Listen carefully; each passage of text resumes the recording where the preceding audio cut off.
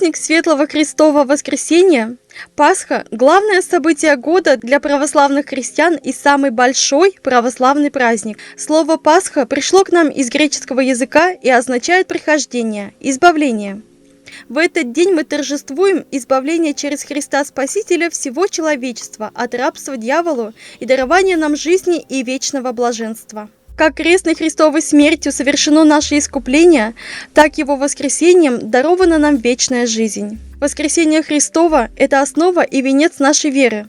Это первая и самая великая истина, которые начали благовествовать апостолы. Возможно, именно поэтому Пасху называют праздников праздник и торжество из торжеств. Сегодня на интересующие нас вопросы ответит заведующий канцелярией Канашской епархии иерей Сергий Корысканов. Отец Сергий, скажите, пожалуйста, почему Пасха – главный праздник для православных верующих? Пасха, да, это, естественно, это главный праздник, это праздник праздников и торжество из торжеств, потому что православная церковь – это церковь Христа воскресшего.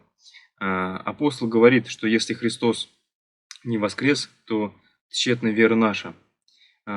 Также и тщетна вера христианина и вообще всех христиан, поскольку воскресение Христово – это торжество жизни каждого христианина, это основание нашей надежды на вечную жизнь, на то, что Господь спасает нас, если мы принимаем Его крестную жертву. И вот поэтому это праздник, как я уже сказал, праздник праздников и торжество из торжеств. Воскресение Христово – это искупление им падшего мира.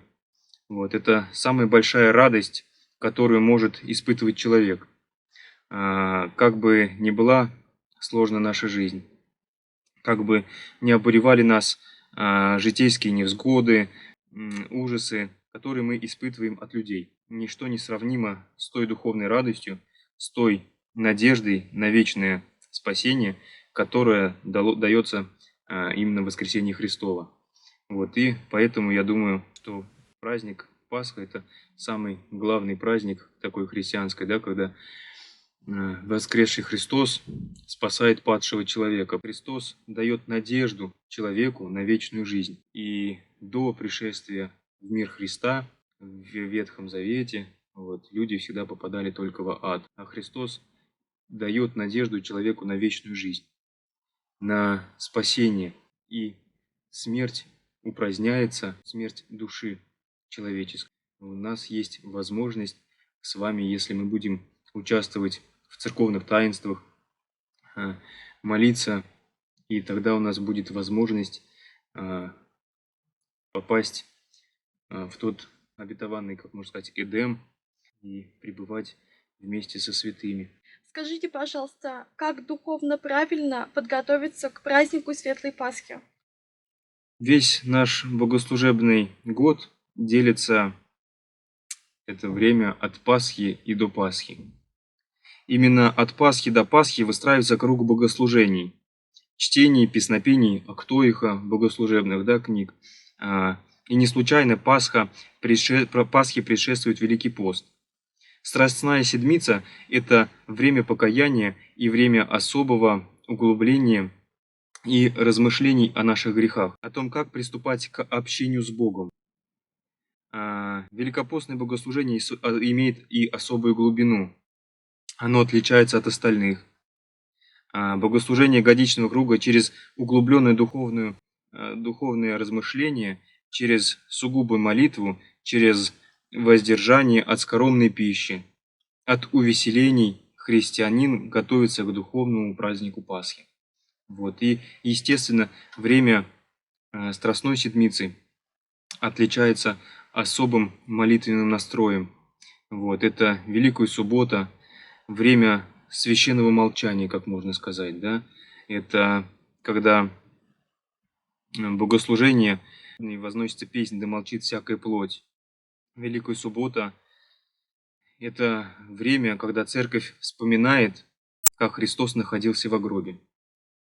Это время, когда христианину надлежит в священном молчании ждать того, как откроются царские врата, символизируя э, тот момент, когда открылся гроб Христов, и из него высияло пречистое преображенное тело Христово.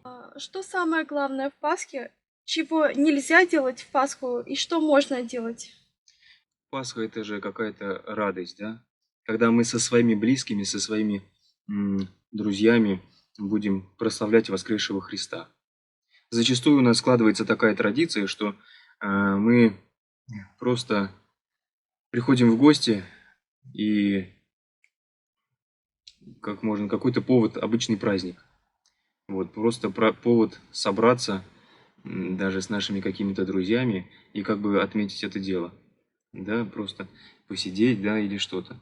Вот. Но и действительно здесь не так. Праздник Пасхи мы должны, конечно же, провести в храме. Вот, встретить эту святую Пасху. Вот, в воскресение Христово. Христос ведь дает человеку, как я уже сказал, надежду на будущую жизнь. И также мы должны и проводить время Светлой Пасхи, это прославлять воскресшего Христа. Какие пасхальные традиции существуют и что означают куличи? История происхождения вообще пасхального кулича, многие считают, что это изначально языческая традиция. Хлеб пекли весной, приносили его в жертву богам плодородия, если я не ошибаюсь. Вот. И этот обряд существовал у многих народов. Вот. В христианстве же кулич – это прообраз Артоса. Артос – это хлеб, который освящается в сам день Пасхи и находится в храме всю пасхальную неделю. Вот. И потом же, когда его раздробляют в субботу светлую, да, и раздают прихожанам, людям, вот, и потом на протяжении целого года они вкушают этот хлеб. Вот. Это прообраз именно этого Артоса. Также после своего воскресения Христос приходил к апостолам на трапезу, то есть, да, как мы можем это увидеть, услышать из Евангелия, если мы прочитаем, что там говорится, что Христос посещал своих апостолов, учеников, вот, да, где также преломлял хлеб, вот. И эта традиция пришла теперь в каждую православную семью, ведь семья – это малая церковь. В кругу близких людей кулич вступает в качестве артоса. Как я уже сказал, артос кушают в храме, его приготовляют, освящают в алтаре и потом раздают православным верующим.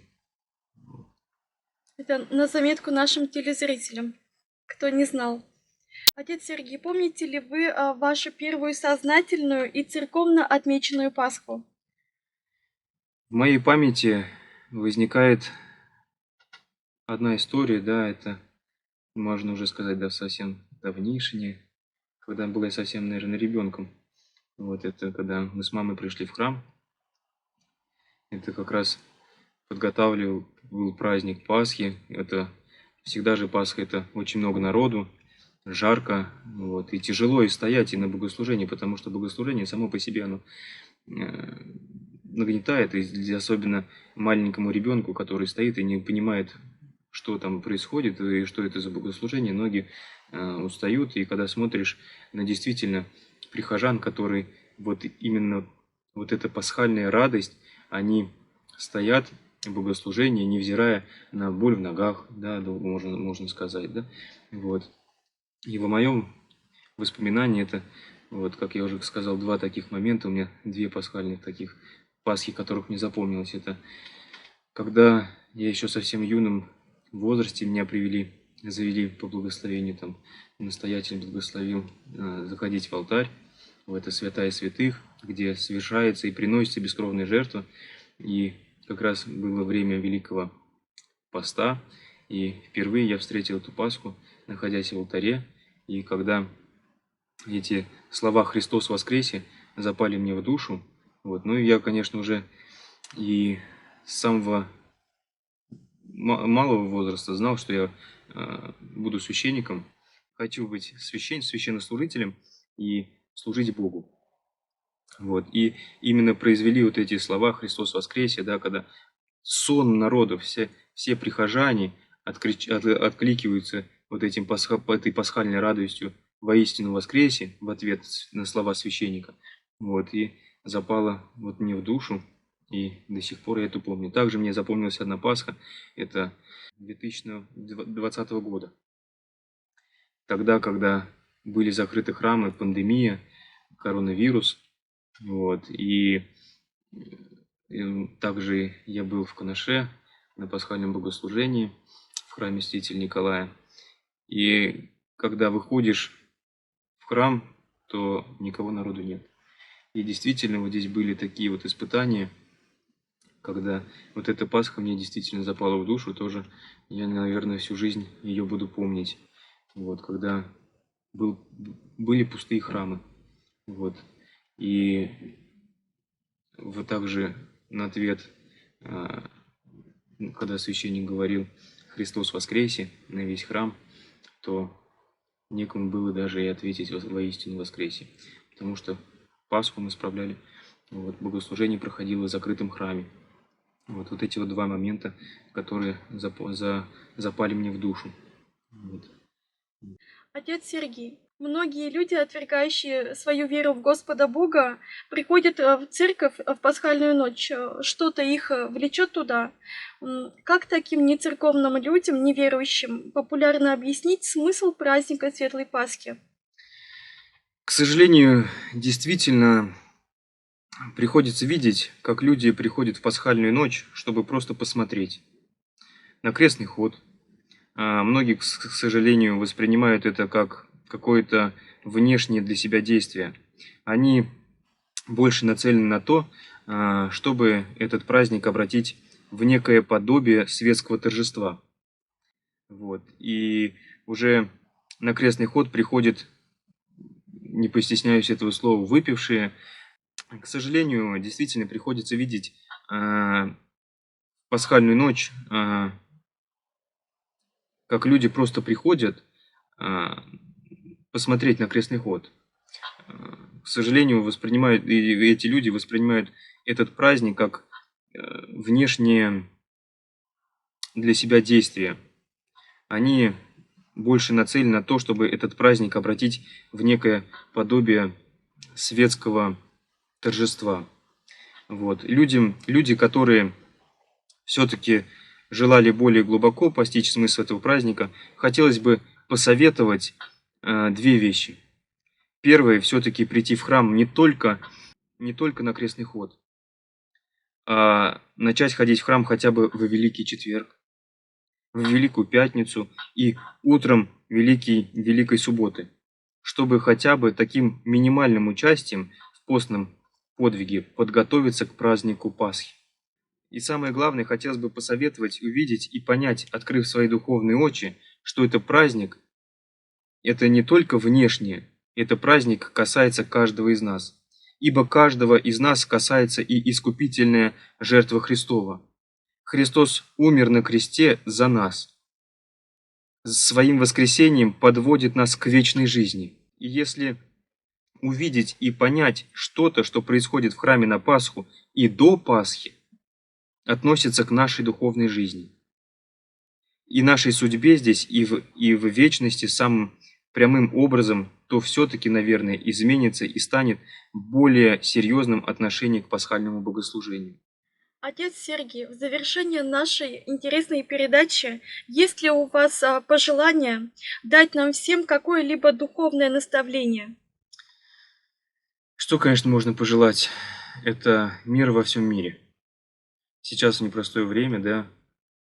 Вот, мира в стране, мира в наших семьях, мира там, где мы трудимся. И самое главное, мира внутри. Потому что каждому из нас и нашей стране сегодня нужен мирный дух. Чтобы мы могли посреди бушующих волн житейского моря хранить незамутненным свои духовные очи. Чтобы различать добро и зло. Чтобы отличать истину и ложь. Чтобы не растаять, а приумножить то духовное богатство, которое дает нам Церковь, которое дает нам благодать Божия. И вот также наши телезрители, желаю, чтобы эти святые дни вы смогли прийти в храм, помолиться, вот, чтобы Господь, воскресший Господь, помогал нам в наше непростое время, хранил, оберегал от бед, скорбей и печалей. Вот, спаси, Господи, вас всех. Я надеюсь, что наша программа и те вопросы, что мы обсудили с отцом Сергием, оказались для наших телезрителей очень полезными. Большое спасибо. Подводя итоги нашей беседы с отцом Сергием, все мы должны сделать выводы о том, что современный человек нуждается в знании, и духовная тема не исключение. Христос воскресе из мертвых, смертью смерть поправ и сущим во гробех живот даровав. Радостно поется в эти светлые дни во всех храмах и во всех верующих сердцах. Еще раз напоминаем, что Пасха – особый главный праздник. Праздников праздник, по слову святителя Григория Богослова.